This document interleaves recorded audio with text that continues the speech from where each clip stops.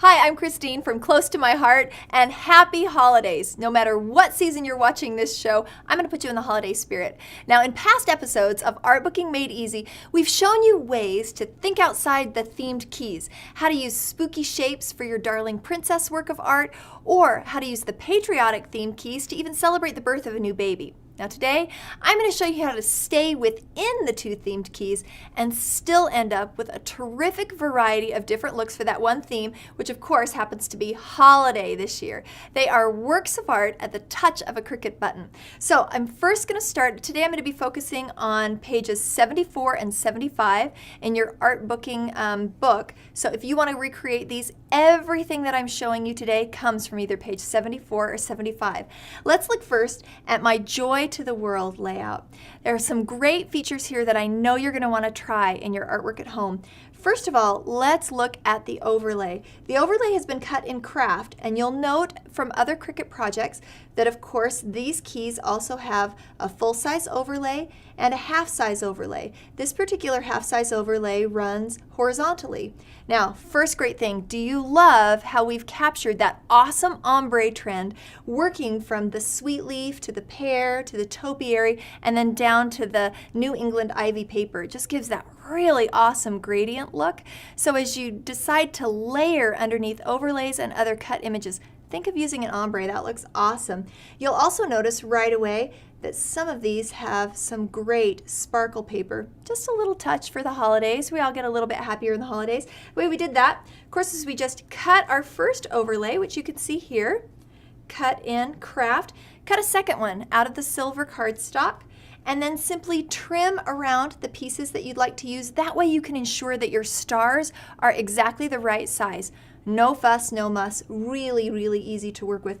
And you know you're going to want to save your paper, right? Do not throw away the rest of that overlay because you're going to be able to use those sparkle stars on lots of different holiday projects. Now there's some other fun features that I want to show you here as well. Now you'll notice my photo mats right here, and it's got a darling bow. Both of them have a bow in two different sizes. And they have some of the bow shape cut out. Now I could have left that absolutely blank and let the underlying cardstock show through, but I went tone on tone because we have all those great colors of cardstock, so I just used a coordinating color of gray with my whisper and my slate to just give it a little bit more finished look. You can also see where I have backed my Joy. It's kind of a delicate, nice little title here, and so I took a bracket shape also on that same page 74, backed it underneath the Joy, and it really gives that bright red and white pop that I'm looking for. Add some of my own other accents like some fun spray misted white and some great washi tape accents and stamping, and I have a gorgeous, unique layout that's really going to bring the holiday spirit home to my paper crafting. Now I want to move over to my next layout. All of the items that you see here were Cricut cut from page 75 images. Still those great holiday themes, totally different and yet complementary to your first layout. Now here's some of the neat things that we've done. Look, I've got these great photo mats, once again, with that negative space, but I wanted more drama. So instead of going tone on tone, I mean really, who doesn't want more drama? Instead of going tone on tone, I went with white. It just adds that great holiday pop there.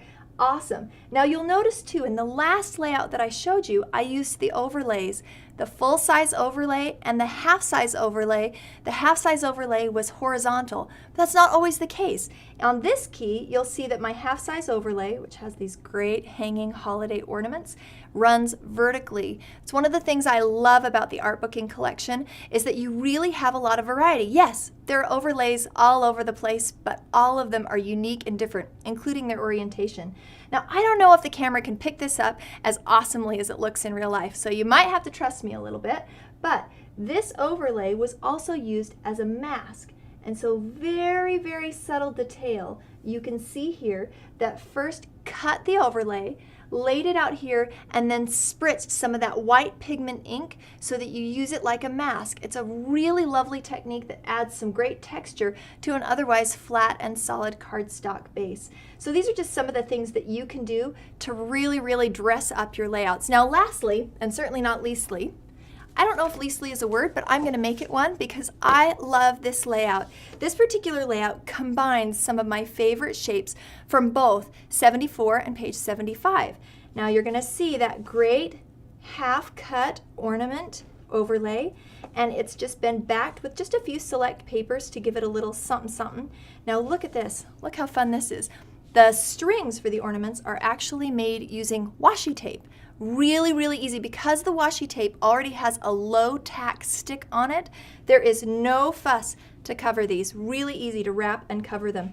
You can see that I also have a variety of silver stars here. These were actually cut from a star shape icon on the Cricut cartridge. It did not come from this overlay. You'll note that because they're different size, you know that I used the real dial size feature to get them all different sizes. Otherwise, because all those shapes are linked, that star would have cut out at the same size. Now too, I have my great title that's here, and because it is such a delicate title, I like working with something to back it. You'll notice here, let me show you the second page. Here, I've used something else. This is also a photo mat, just like you saw on the first page. Photo mats turn into great journaling poles. You can stamp on them, as I've done here, to add a little bit more texture and dimension. Your imagination really is what counts when making the most of the Artbooking themed keys. Yes, there are 28 different images between the two keys, but when you consider all the fun different ways that you can use the same image, the sky is the limit. There's no telling how many holiday themed pages you can create, and every one of them is going to have its own unique look. Just think outside the box, but within the themed keys. Subscribe to our YouTube channel, follow us on Facebook, and keep checking Jeanette Linton's blog to learn more about the Artbooking collection.